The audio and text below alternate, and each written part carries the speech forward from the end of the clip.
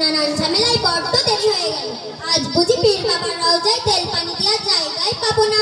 দেখি একটু তাড়াতাড়ি যাই, জায়গা পাওয়া যায় কিনা। আসসালামু আলাইকুম। আরে সাদেক, কি ব্যাপার, কেমন আছো? আলাইকুম সালাম। বাবার কৃপায় কোনো রকম না মরে বেঁচে আছি। তুমি কেমন আছো তাই বলো। আলহামদুলিল্লাহ, আল্লাহর রহমতে খুব ভালো আছি। আমি তোমাকে সালাম দিলাম, তুমি হাত উঁচু করে মাথা নিচু করে অমুসলিমদের মতো করে বললে আলাইকুম সালাম। ওই রকম বলতে নেই, বলতে হয় ওয়ালাইকুম আসসালাম ওয়া রাহমাতুল্লাহি ওয়া বারাকাতুহু। আরে রাখো তো তোমার নসিহত, রাস্তাঘাটে তোমার তো মাস্টারি করতে হবে না। আমি এখন খুব ব্যস্ত আছি, কিছু বলার থাকলে বলে ফেলো। হ্যাঁ, বলার জন্যই তো দাঁড়িয়েছি। এত রোদের সময় হাতে ব্যাগ নিয়ে মেকআপ করে কোথায় চললে? কেন তুমি জানো না মারিয়াম, আজ শুক্রবার, তাই পীরের রওজা যাচ্ছি তেল পানি করতে। হায় আফসোস, সোমবার দিনে পুরুষেরা যায় নামাজ পড়তে, আর একই সামনে তুমি যাচ্ছ পীরের রওজায় তেল পানি করতে। কেন, তোমার কি হয়েছে? আর বলো না মারিয়াম, এত রোগ নিয়ে ভুগছি, কত ডাক্তার কবিরাজ হেকিম করলাম, কিছুতেই কিছু হচ্ছে না। তাই পাড়ার কিছু বয়স্ক মহিলারা বললো মঙ্গলকর ছোট হুজুরের কাছে যা, শুক্রবার তেল পানি ব্যবহার কর। আমি এই 5 শুক্রবার যাচ্ছি, কোনো 2 শুক্রবার যাবো। আচ্ছা সাদিয়া, তুমি পীরের রওজায় গিয়ে কি করো? কেন, সবাই যে এরকম করে। বাতাসা, মোমবাতি, ধূপবাতি, গোলাপ পানি দিয়ে বললাম, বাবা পীর সাহেব, রোগ নিয়ে তোমার কাছে এসেছি, তুমি যদি আমার রোগ ভালো করে দাও, তোমার নামে জোড়া খাসি জবাই করে গরিব এতিম মিসকিনকে খাওয়াবো। নাউজুবিল্লাহ, নাউজুবিল্লাহ, তুমি আসব একদম বাগদুম কি বলছো? একদম বাগদুম বলছি মানে, এই তো তুমি বললে বাবার কৃপায় কোনোরকম না মরে বেঁচে আছি, বাবা তুমি রোগ ভালো করে দাও।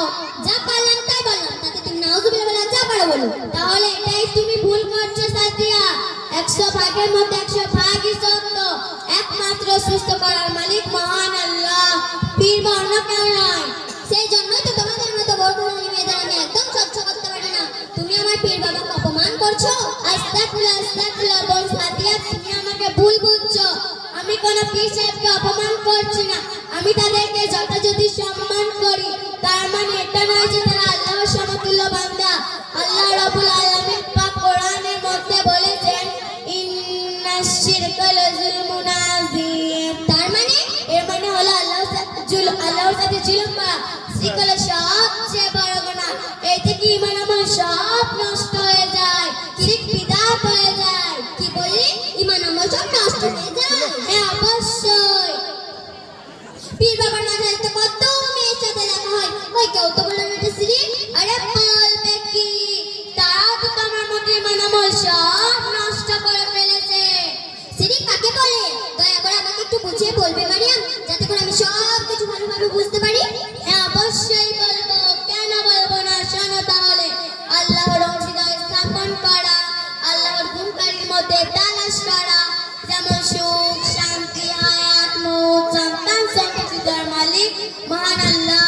এগুলো যদি কোনো পীর অলি রাসূলের কাছে যাওয়া হয় তাহলে এগুলো শিরক হবে, তাই নাকি? হ্যাঁ, অবশ্যই। হুজুর সাল্লাল্লাহু আলাইহি সাল্লাম কোন দেব দেবী নবী রাসূল নামে কোন জীবজন্তু খাওয়া হারাম।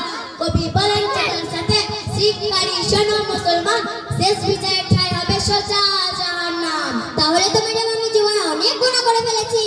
হ্যাঁ, আমি সেটাই তো বলছি সাদিয়া, তুমি শিরক বিদআতে ডুবে আছো।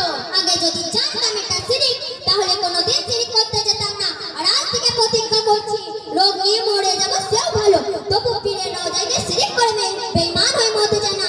আরে তেল পানি থলি বগি সব নদীতে ছুঁড়ে ফেলে দিলাম। আল্লাহ তুমি আমায় ক্ষমা করো আল্লাহ।